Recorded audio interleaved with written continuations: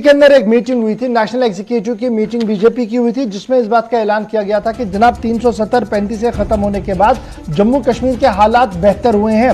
निर्मला सीतारमण ने press conference करते हुए यह कहा था कि हालात इतने बेहतर है कि जब आप उसको यूपीए 1 और यूपीए 2 के साथ मुकाबला करेंगे तो सिविलियन कैजुअलिटियां जम्मू कश्मीर के अंदर बहुत कम हुई हैं प्राइम मिनिस्टर मोदी के टेन्योर में, और तरक्की के दरवाजे भी खुले हैं। रोजगार के वसाइल उस वक्त पैदा किए गए जब दुनिया भर के अंदर कोविड था, लेकिन कोविड के बावजूद भी हर घर के अंदर खाना पहुंचे, इसके लिए कमर बस्ता सरकार थी। असर जम्मू कश्मीर के अंदर भी खासा देखने को मिला। इस पर जरा बात करेंगे मौजूदा सूरत हाल को लेकर। मेरे साथ डॉक्टर हरबख्श सिंह साहब पीपल्स डेमोक्रेटिक पार्टी के तर्जुमान है, मेरे साथ डॉक्टर ताहिर चौधरी साहब भारतीय जनता पार्टी के तर्जुमान है, और मेरे साथ जीएन शाहीन साहब सीनियर लीडर है और सदर है जनता दल यूनाइटेड के कश्मीर से। तीनों का बहुत बहुत शुक्रिया जी ज्वाइन करने के लिए।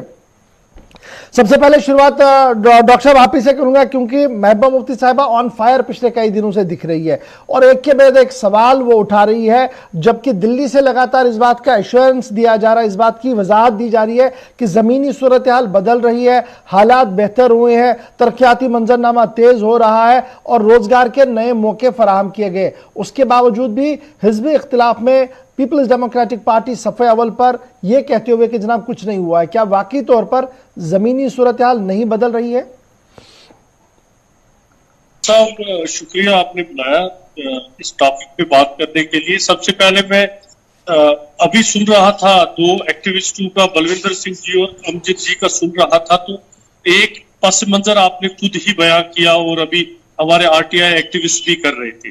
दूसरा जो डेवलपमेंटल इशू है जिसको बेचा जा रहा है, जिसकी बात की जा रही है, जैसे कि क्या कहा जा रहा है कि पीआरआईज में बहुत पैसा आया, हमने बड़ी सारी डेवलपमेंट्स की।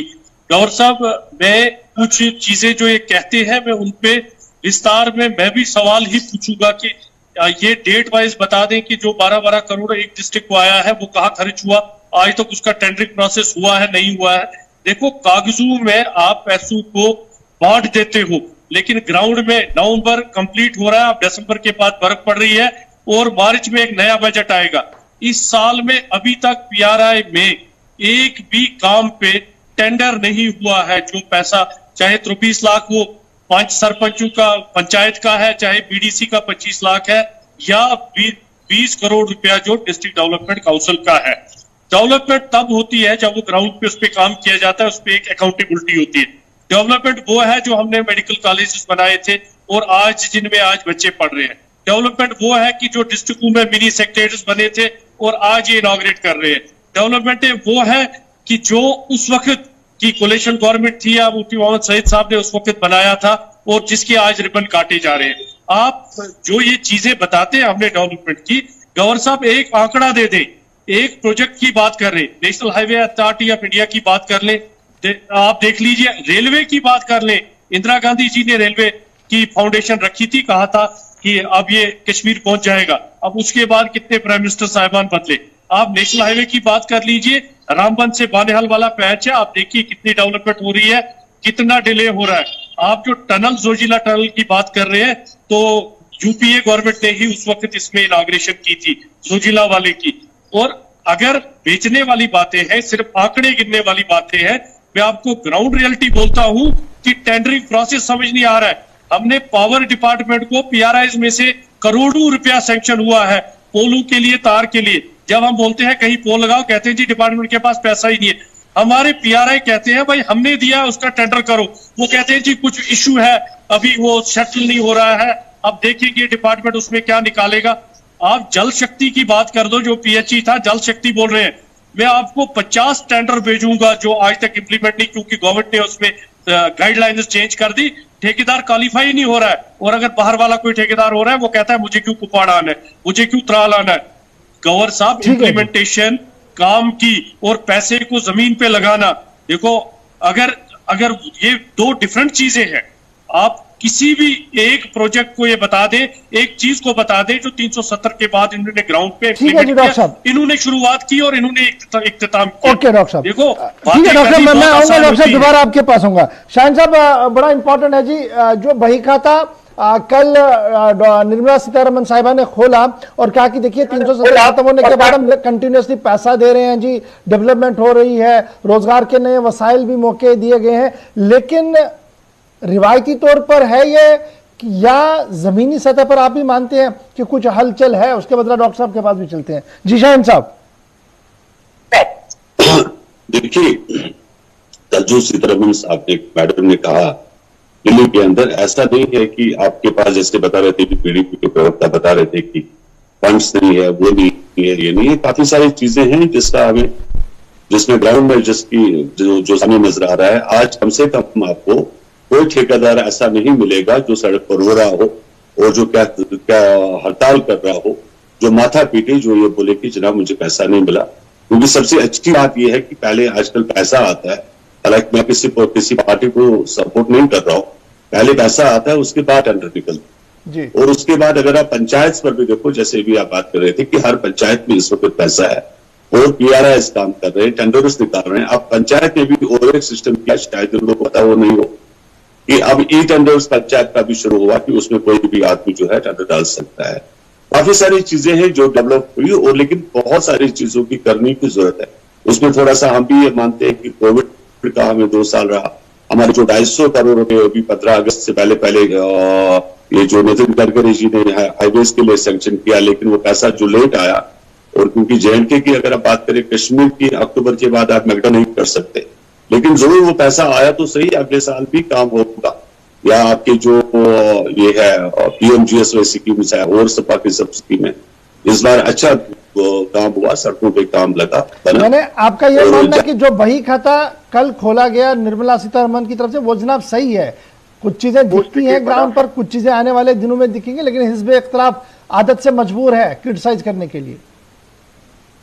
You can not deny the fact, जो सच्चाई है सच्चाई है। आपकी शारजा फ्लाइट श्रीनगर से होम मिनिस्टर साहब ने इनॉग्रेशन की, that's fact, you can not deny the facts. आपका जम्मू का नंबर 1 एयरपोर्ट बना है, सेकंड आपका इंटरनेशनल एयरपोर्ट बना, जो तरक्की हुई, बिल्कुल हम सरकार की खामियाबी देखेंगे, लेकिन जो फैक्ट, जो तरक्की हुई, उसको भी हमें नहीं भूलना चाहिए। ठीक है जी।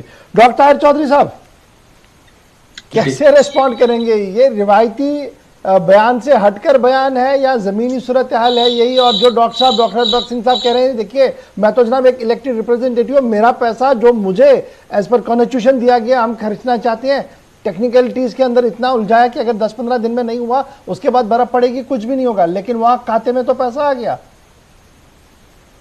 देखिए गौर साहब, PDP की बहुत सारी मजबूरियां, बहुत सारी दिक्कतें हैं, और कहने को इनके पास कुछ नहीं है। जहां जहां देश में तरक्की हो रही है, जम्मू कश्मीर में तरक्की हो रही है, सबको दिख रही है, इन लोगों को नहीं दिख रही। इन लोगों ने काली पट्टियां अपनी आंखों पे बांध ली है, इन्होंने भी, इनकी सदर ने। वो बात छोड़िए, इन लोगों की हमें वाहवाही की जरूरत नहीं है। हम लोग काम कर रहे हैं, डेवलपमेंट हो रही है, बहुत स्पीड से हो रही है। जम्मू कश्मीर 70 साल के बाद पहली बार तरक्की पे आया है, वाकया आया है, हमने देखा है। आप भी गौर साहब सब कुछ देख रहे हो। जो जो प्रोजेक्ट सरकार ने स्टार्ट किए, सब प्रोजेक्ट स्टार्ट हो गए, बहुत पेस के साथ हो रहे। चाहे उसमें IIM की बात करो, एम्स की करो, IIT की करो, किसी चीज की बात करो, सभी काम हो गए और वो चीजें स्टार्ट हो चुकी हुई है। चाहे आप रोड्स की बात करो, हाईवेज की बात करो, रेलवे की बात करो, एयरपोर्ट्स की बात करो। आज जम्मू कश्मीर शहर ऐसा है, जम्मू में रात के 8 बजे भी आप दिल्ली बाहर जा सकते हो। और आपको क्या चाहिए? श्रीनगर से इंटरनेशनल फ्लाइट स्टार्ट होगी, ये बातें की जाती थी, लेकिन जमीनी सतह पे नहीं होती थी। पहली बार भारतीय जनता पार्टी की सरकार का आना 70 साल के बाद, एक ऐसे प्रधानमंत्री का आना, उन्होंने अवाम के साथ जो जो वादे किए थे उनको पूरा किया जा रहा है। और बहुत सारे वादे हैं अभी जो अभी पाइपलाइन में है। मुझे लगता है कि आने वाले टाइम पे वो चीजें भी सामने आएंगी। जम्मू कश्मीर में मेट्रो भी दौड़ेगी, ये गौर साहब आप देखिएगा। मेट्रो में आप दिल्ली में घूमते हो, आप जम्मू कश्मीर में भी घूमेंगे। हमने जो जो चीजें कही हैं पूरी करेंगे, और जम्मू कश्मीर के अवाम के साथ प्रधानमंत्री साहब का लाल किला से जो वादा है वो अपने वादे को पूरा निभाएंगे। बाकी जहां तक अपोजिशन के लोग हैं वो अपनी बातें करते रहेंगे, करते रहें। भारतीय जनता पार्टी का एक कार्यकर्ता होने के नाते हमारी पार्टी का, हमारे संगठन का, हमारी ऑर्गेनाइजेशन का जो एक काम करने का तरीका है, हम काम कर रहे हैं। चाहे जम्मू की बात करो, चाहे कश्मीर की बात करो, सभी हमारे लिए एक समान है। हम यहाँ की भी तरक्की करेंगे, वहां की भी करेंगे, वहां के लिए भी रोजगार लाएंगे, यहाँ के लिए भी लाएंगे। हमारा पहला जो एक मिशन है कि हर घर में रोजगार देना, हर घर में खुशहाली देना, वो भारतीय जनता पार्टी का कमिटमेंट है जम्मू कश्मीर के अवाम के साथ, वो हम पूरा करेंगे। डॉक्टर साहब, हरबख्श सिंह साहब सुन रहे हैं ना जनाब, कह रहे हैं कि हिज़्ब इख्तिलाफ को तो आदत है जी, कुछ भी हो तब भी कहना कि सब ऑल इज नॉट वेल। लेकिन एक चीज मैं जरा जानना चाहूंगा, कल मैं इस पॉलिटिकल रेजोल्यूशन को देख रहा था तो इसमें यह लिखा गया कि जनाब यूपीए 1 और यूपीए 2 जिसकी सरबराही डॉक्टर मनमोहन सिंह साहब कर रहे थे, उसमें सिविलियन कैजुअलिटी कितनी हुई 240 के आसपास 239, और जब मोदी साहब ने टेक ओवर किया और मोदी लेड सेंट्रल गवर्नमेंट आई तो उसमें कितनी कैजुअलिटियां हुई 21। कहा जा रहा था इससे बढ़कर क्या कुछ चाहिए। यहां पर आपको पता लग रहा है कि किस तरीके से हर एक चीज को काबू में करने की कोशिश की जा रही है। गवर्नर साहब, दो इशू होते हैं, एक डेवलपमेंटल इशू की बात है, एक किलिंग्स की बात है। किलिंग्स को अगर हम डेवलपमेंट के साथ जोड़ेंगे तो ये बड़ा अनफॉर्चुनेट है। ये डिस्टर्ब्ड एरिया है, कब कितनी किलिंगें हुई, कब कितनी, ये गवर्नमेंट के पैमाना, अगर ये डेवलपमेंट का पैमाना है तो I am sorry for that. और जो रोजगार की बातें कर रहे थे अभी हम अपने ये ज़मीन बात इसलिए आई है क्योंकि महबूबा मुफ्ती साहब अभी कह रहे जनाब हमारे पास यूपीए था, पीएसए था, अब जी एसआईए भी बनाया दिया गया, तो शायद ये एजेंसियां इसीलिए बन रही है कि लॉ एनफोर्समेंट। गवर्नर साहब आपने देखा कि कल शाम को भी यहाँ अनफॉर्चुनेट किलिंग हुई, एक बंदा शहीद हुआ। आने वाले वक्त में क्या होगा, 10 दिन पहले क्या हुआ, ये किसी को नहीं पता है। अगर हम इसको डेवलपमेंटल पैमाना बनाएंगे तो फिर हम मैं कहता हूं ना, then I am very sorry for that. तो मैं डेवलपमेंट की बात पे बात कर सकता हूं, किलिंग्स पे नहीं कर सकता हूं, क्योंकि मुझे नहीं लगता कि मेरा कंट्रोल किलिंग्स पे है, या मैं जो एक मिलिटेंट किलिंग करता है उसको हम चेकमेट कर सकते हैं। ये कि डिस्टर्ब्ड एरिया में कोई भी गवर्नमेंट इतनी डंके की चोट पे नहीं बोल सकती है मैंने जी सिविलियन किलिंग्स कम कर दी, तो ये रिमोट कंट्रोल किसी के पास नहीं है। तो मेरी अपनी अक्ल कहती है कि इस पे रिमोट कंट्रोल नहीं होता। जो डेवलपमेंटल इश्यूज की बात की गई, ताहिर चौधरी साहब भी डेंटिस्ट्री से एज अ डॉक्टर है, डेंटल सर्जन है, इनको बताइए 4 महीने से हमारे डेंटल सर्जन सड़कों पे खड़े हैं, उनको तो बड़ी एश्योरेंस से थी, उनके पोस्ट निकले। जो सत्यपाल मलिक जी से लेके आज तक गवर्नर साहब ने रोजगार के मौके किए थे, एसआरटीसी में कितने मुलाजमों को निकाल दिया, कितने लोगों को यहां से निकाल रहे हैं, आंगनवाड़ी के कितने वर्कर्स को निकाल गया जो 30-30, 25-25 साल से आरडी थे, वो हमने नहीं लगाए थे। 20 साल 25 साल पहले हमारी गवर्नमेंट नहीं थी, हमने नहीं लगाए थे।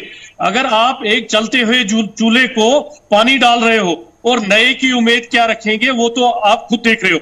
बाकी शाहीन साहब कह रहे थे, शाहीन साहब को मैं क्लियर करना चाहता हूं, मैं ग्राउंड का वर्कर हूं, मैं इलेक्टेड वर्कर हूं और डेवलपमेंट मेरे से ज्यादा कोई नहीं जानता है।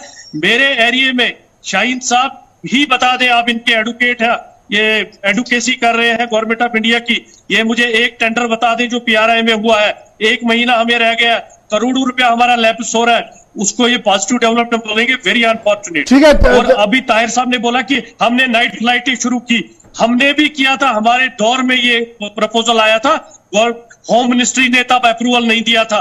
होम मिनिस्ट्री को 5 बार मैं लेटरें दिखाऊंगा जो हमारी गवर्नमेंट के दौरान मुफ्ती मोहम्मद सईद साहब ने लिखी है कि हमें नाइट फ्लाइट्स की इजाजत दी जाए, बिकॉज ऑफ सिक्योरिटी रीजन ये नहीं हो रहा था, अब इनको खुद ही करना था, इन्होंने कर दिया। और अगर इसको भी ये डेवलपमेंट मानते हैं, देखो मैं नहीं कहता हूं कि डेवलपमेंटल इशू, मैंने आपको खुद कहा कि काउंसिलों को 20 करोड़ रुपया दिया गया, पंचायतों को इतना दिया गया, लेकिन ब्यूरोक्रेसी इनके हाथ में नहीं है, या इन लोगों को समझ नहीं आ रहा है। डॉक्टर चौधरी साहब, क्या वाकई तौर पर ब्यूरोक्रेसी बड़ा हर्डल है? तो इसका भी रिस्पॉन्ड कीजिएगा, और आप एड ऑन करना चाहते थे बात को। जी गौर साहब क्या कह रहे हैं? मैंने कहा क्या ब्यूरोक्रेसी वाकई तौर पर इतनी बड़ी हर्डल है कि पॉलिटिकल एस्टेब्लिशमेंट चाह के भी कुछ नहीं कर पा रही है, नंबर 1, और आप एड ऑन करना चाहते थे बात को, वो भी कीजिएगा। नहीं गौर साहब, मैं इनकी किसी बात को भी वो नहीं मानता हूँ जो कुछ भी ये कह रहे हैं, क्योंकि पीडीपी के लोगों की आदत है बातों को घुमाना, बातों को घुमाने में ये लोग इससे पहले पुराने एक डिबेट में मेरे पास मौजूद है, जब ताहिर चौधरी साहब ने कहा था कि हमारी ब्यूरोक्रेसी हमारा हडल है, और 1 महीना पहले बीजेपी के लोग सड़क पे थे श्रीनगर में, लाल चौक में, वो क्लिप भी मैं ताहिर साहब को भेजूंगा। ब्यूरोक्रेसी के खिलाफ बीजेपी ने श्रीनगर में एहतजाज किया। जी डॉक्टर साहब, देखिए भारतीय जनता पार्टी का जो काम करने का तरीका है गौर साहब, हम इन लोगों की तरह काम नहीं करते हैं। देखिए इस टाइम पे जम्मू कश्मीर यूनियन टेरिटरी और एलजी साहब हैंडल कर रहे हैं, ठीक है, ब्यूरोक्रेट्स हैंडल कर रहे हैं, ब्यूरोक्रेट्स के ऊपर भी बहुत सारी चीजें होती है, बहुत सारे दबाव आते हैं, पॉलिटिकल जब सिस्टम होता है स्टेट में, एक यूनियन टेरिटरी में, काम करने के तरीके अलग होते हैं। ग्राउंड लेवल पे जो लोग हैं अपने एमएलए को मिल सकते हैं, एमएलसी को मिल सकते हैं, मंत्री को मिल सकते हैं, लेकिन आज के टाइम पे वो चीजें ठीक नहीं है।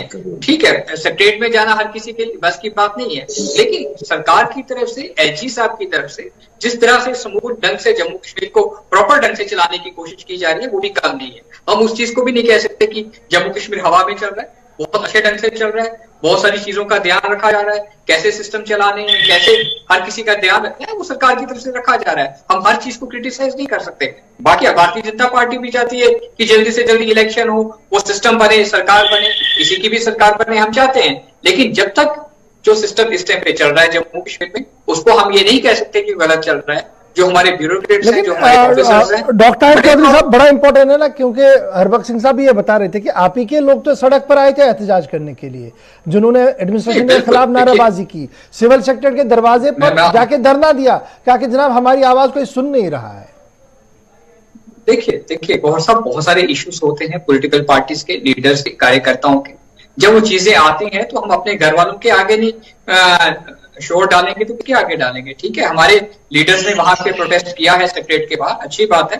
भारतीय जनता पार्टी भी चाहती है कि बहुत जल्दी डिलिमिटेशन हो, जम्मू कश्मीर में इलेक्शन का प्रोसेस स्टार्ट हो और पब्लिक की चुनी हुई सरकार बने। उस चीज के लिए हम नहीं कह रहे कि हम नहीं कहते हैं, वो चीज हम चाहते हैं, लेकिन वो जब राइट टाइम आएगा वो चीजें भी होगी। तब तक जो सिस्टम चल रहा है मुझे नहीं लगता कि कोई खराब चल रहा है, सब कुछ अच्छा चल रहा है। ठीक है, शायद आपको भी लग रहा है कि ऑल इज वेल, क्योंकि आपके बयान भी मैं अक्सर पढ़ ही लेता हूं अखबारों में, आप भी तो काफी वोकल है इस पूरे मामले पर, एडमिनिस्ट्रेशन को लेकर कि जनाब कहीं पर सुनवाई नहीं है। और ये जो नौजवानों वाला मामला है, जो कल भी कहा गया कि जनाब हम जी फोरफ्रंट पर है नौजवानों के मसाइल को हल करने के लिए, डॉक्टर साहब कह रहे हैं कि जनाब डेंटल डॉक्टर्स परेशान है, हमारे रूरल डेवलपमेंट डिपार्टमेंट में जो लोग लगे थे उनकी रसाई कहीं नहीं है, कैजुअल डिलीवरीज ऑलरेडी परेशान है, लोगों को बाहर का रास्ता दिखाया जा रहा है। तो फिर कहां पर आप देखते हैं पूरे सिस्टम को? मुझे कंवर साहब, देखिए मैंने पहले ही कहा कि हम वकालत नहीं करते किसी पार्टी के, but you can not deny the facts.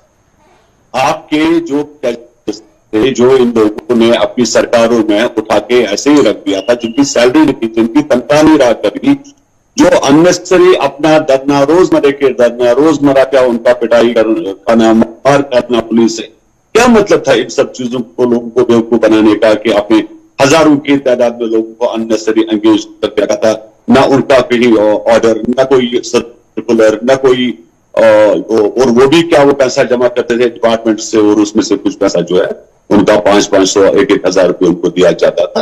अगर अब गवर्नमेंट ने एक सही फैसला लिया, उसने क्या किया कि ऐसे लोगों को कहा कि भाई आप बाहर जाइए, टाइम वेस्ट नहीं कीजिए, प्रॉपर तरीके से आइए, जिनकी एजुकेशन होगी, जिनका मेरिट बनेगा, जिनकी क्वालिफिकेशन होगी, उनको अभी रिसेंटली इन्होंने जो बता रहे हैं कि हमें जनाब सब खबर है, रिसेंटली एसआरटीसी के कुछ इनमें ऑर्डर निकाल दिए कि भाई आपको जो भी डिलीवरीजर्स है सब एक प्रॉपर तरीके प्रॉपर चलने में आए और परमानेंट जॉब्स निकाली इन्होंने कुछ सेक्रेटरीट में, और उसके लिए इन्होंने कहा कि जो भी ये क्या कहते हैं डिलीवरीजर्स है वो इसमें प्रियोरिटी उन्हीं को दी जाएगी, वो इसमें अप्लाई करें। तो क्या गलत बात है अगर उसमें डिलीवरीजर्स को परमानेंट करने की कोशिश की जा रही है, एक प्रॉपर ढांचा, एक तरीका बनाया जा रहा है, तो कोई गलत चीज है क्या? ठीक है डॉक्टर साहब, रिस्पॉन्ड कीजिए, क्या फिर गलत है जनाब? सिस्टम को स्ट्रीमलाइन करने की कोशिश की जा रही है, तो हिज़्ब इख्तिलाफ को ये स्ट्रीमलाइन क्यों नहीं दिख रहा है? क्यों हर बात को उल्टा ही देखना है? कुछ पॉजिटिव भी तो देखिए। साहब 22 साल और 30 साल, जी 22 साल और 30 साल जिसने सर्विस की वो कहां से एलिजिबल होगा?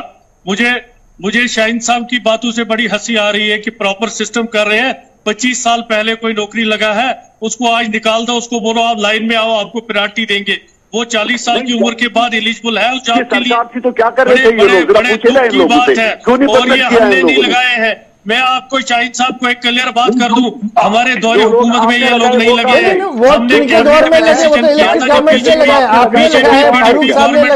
हमने कैजुअल लेबर्स का डिसीजन किया था 70,000 को परमानेंट करने का, और उसमें बीजेपी हमारी पार्टनर थी। और आज आप बात कह रहे हो कि इनको निकालो और इनको बड़ा सिस्टम, मुझे तो बड़ा आश्चर्य हो रहा है इन बातों पे। जो 30 साल पहले मुलाजिम लगा उसको निकालेंगे, ठीक है, तो फिर वो लाइन में डॉक्टर चौधरी साहब हम कंप्लीट करेंगे।